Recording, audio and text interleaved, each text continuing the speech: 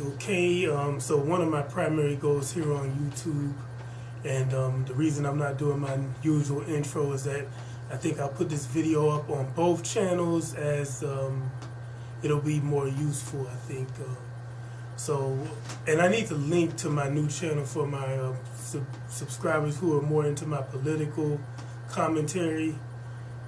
I had to change it up. I got a strike or a warning from YouTube, and I didn't want to chance it, so I have a backup channel where I'll be putting my more controversial stuff back up. But we talked about Carroll Quigley and his book Tragedy and Hope, how he really essentially exposes from an insider perspective what a lot of people like to call the Illuminati. We don't call it the Illuminati because it is basically the top 1% of people, and they are under many headings. They have an affiliation, so they have so many groups, foundations, religions, cults, that there's a good way to be all inclusive is to just label them something like the Illuminati. But I feel that that term has been overused, and really it's been bastardized or diluted. It doesn't have the same sting that it should. But from Tragedy and Hope, and this is in reference to Hinduism in India in general.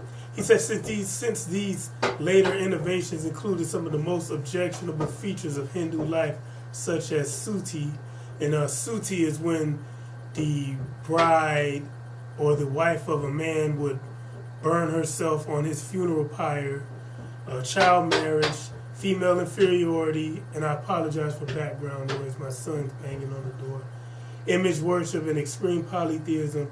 A movement began that sought to free Hinduism from these extraneous elements and restore it to earlier purity by emphasizing ethics, monotheism, and abstract idea of deity. This tendency was reinforced by the influence of Christianity and of Islam, so that revived Hinduism was really a synthesis of these three religions. And Hinduism is very astute at doing this, merging. When a better religion comes on the scene in India, they tend to take the ideas of that religion and just mold it into Hinduism, which, don't take my word for it. There are a lot of documents you can find here on YouTube where Hindus actually lament the religion and its impact on its society. Indians have written books on the subject, how they feel that Hinduism retards their civilization and makes it kind of a not so good environment. But another quote that I'll get off of the Kindle notes is the influence of Christianity and of Islam and Western ideas, British education, and changing Hindu society was largely a consequence of their ability to reduce the average Hindu's faith in karma. One of the earliest figures in the growing synthesis of Hinduism, Christianity, and Islam was Ram Mohan Roy, and he lived from 1772 to 1833, founder of the Brahmin Samaj Society in 1828. Another was Keshab Chandra Sen, 1841 to 1884, who hoped to unite Asia and Europe into a common culture on the basis of synthesis of these common elements of these three religions. So, and if you couple this with the round tables that we talked about, because a good thing to call these elites who want to amalgamate the world into a one world government is to just refer to them as round tables, where they actually said Cecil Rhodes and some of his partners in crime talked about establishing round tables throughout the British Commonwealth, where it was essentially just like Weissaup's foundation of the Illuminati, except for they were smart enough not to give their front organizations a name, just call it a round table. You take the most prominent men of a given colony and work together. They work together behind the scenes to steer the direction of the society and of the territory. And I feel that this influx of Indians, worldwide, is a big part of this. Their religion is able to amalgamate, again, what I feel are more evolved and better religions, and what it does, and I like how I mentioned karma. the belief in karma. There's a documentary, I think it's called Gods of the New Age, where an Indian man actually said they don't actually believe in forgiveness for sins because they believe in karma. So you're basically reaping what you sow, and you have to die and be reborn in an endless cycle until you're good enough to join their one of their many deities or some other state. And that's their theology. But it's interesting how these Indian characters wanted to merge Hinduism with these again, I feel the better religions. But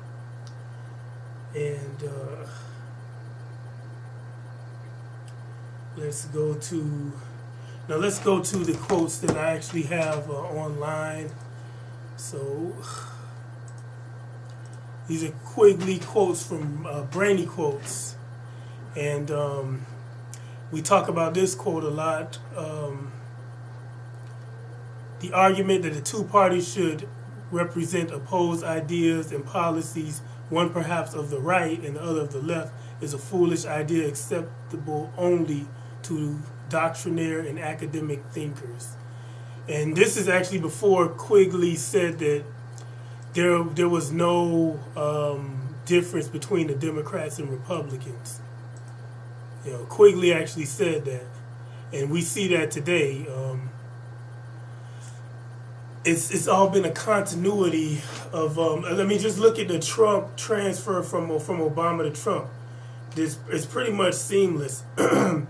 There's some cosmetic differences and some different rhetoric and supposed actions, but the major things have stayed the same. You have